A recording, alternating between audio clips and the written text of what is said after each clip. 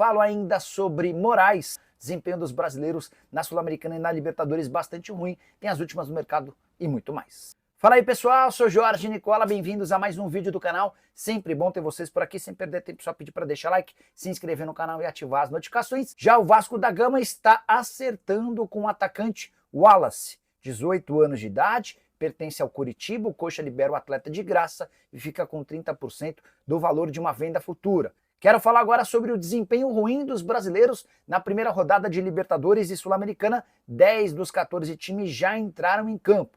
E até aqui a gente tem 3 vitórias brasileiras, 3 empates e 4 derrotas. Esse saldo fica ainda pior se a gente contabilizar apenas os duelos entre Brasil e Argentina. 3 vitórias para os hermanos, 1 vitória dos brasileiros. O único triunfo foi do São Paulo, 1-0 contra o Talleres na Argentina.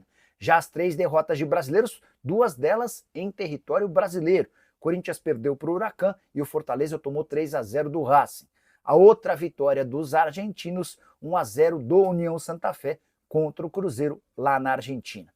Só para completar, se o São Paulo venceu, as outras 2 vitórias vieram na Sul-Americana, com Grêmio e Fluminense, os empates de Vitória em casa, Vasco e Atlético Mineiro fora, além das derrotas de Botafogo, Fortaleza, Corinthians e Cruzeiro.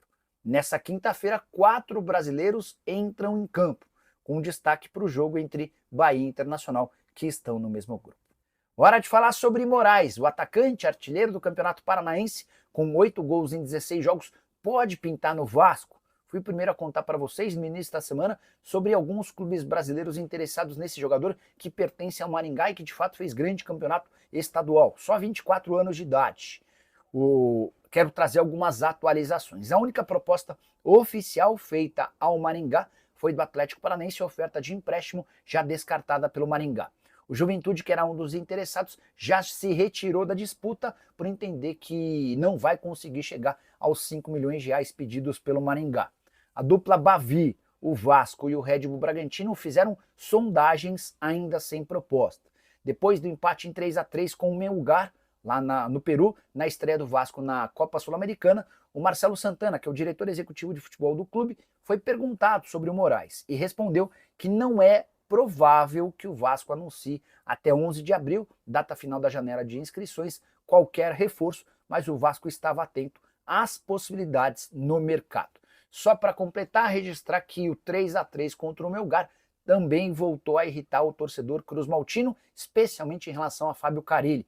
É que o Vasco chega a abrir 3-1 e o Carille começa a colocar só defensores, convidando o fraco time do Melgar a atacar, e foi na base da insistência que o Melgar chegou em bolas levantadas na área. Aos 2 gols do empate, o 3-3 teve gosto amargo para os vascaínos. Mas vamos lá.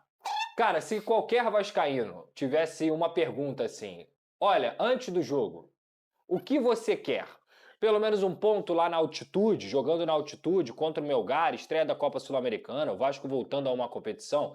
Assina esse papel aqui, um pontinho lá, o vascaíno assinaria, acredito eu. Você assinou ontem? Eu assinei ontem, eu falei ontem aqui, eu acho que dentro da Sul-Americana, qual é a estratégia? Empatar fora, pontuar ou vencer e ganhar todas dentro de casa. Ainda mais com o investimento também que o Vasco tem diante dos seus adversários. O enredo do jogo foi melhor ainda, porque com 3 minutos de jogo, o Felipe Coutinho meteu um golaço no prime dele, do jeito que ele mais gosta de fazer, e coloca o Vasco na frente.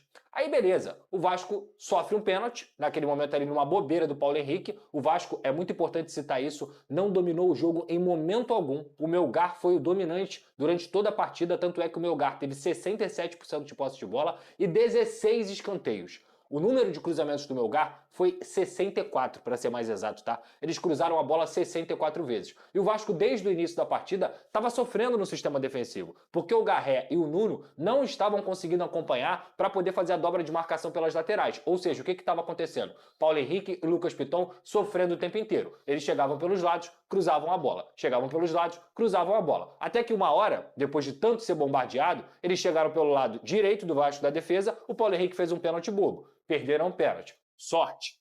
Sorte porque perderam o pênalti, o melhor jogador dos caras. Aí o Vasco, magicamente, vai lá numa bola espetacular do Coutinho e consegue dar uma trivela pro Verratti. Um golaço. Mais um momento de genialidade do Felipe Coutinho e o Verratti chegando aí ao seu 12º gol na temporada.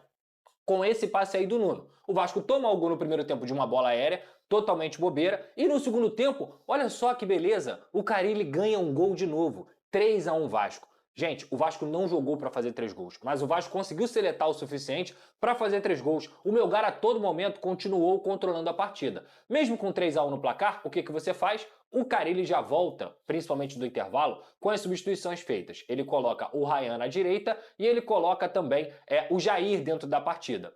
Teoricamente você fala, pô, vai dar um pouquinho mais de profundidade com o Ryan ali na direita e o Jair um pouquinho mais de controle. Tudo que acontece é ao contrário. Porque o Melgar começa a crescer no jogo, aí ele tira o Felipe Coutinho, que era o melhor jogador da partida, tudo bem, podia estar cansado e tudo mais, mas ele não coloca o Payet, que entrou bem no último jogo contra o Santos e foi bem também nessa manutenção de posse de bola, e ele coloca o Tietê, que nem entrou mal. O Tietê, pra mim, era uma substituição plausível, tinha que ser feita, mas não no lugar do Coutinho. Ela tinha que ser feita no lugar de outro jogador. Ele entrou de 10, né? Exatamente, e ele não pode jogar naquela posição, porque ele é um jogador que é de transição, não de manutenção de posse de bola. Esse jogador é o Payet, e o Carille já começou a errar aí, e o Melgar trabalhando bola, cruzando bola na área, Eu vou repetir, foram 64. Aí depois, magicamente, o Melgar vai lá, faz 3-2. O que o Carille faz?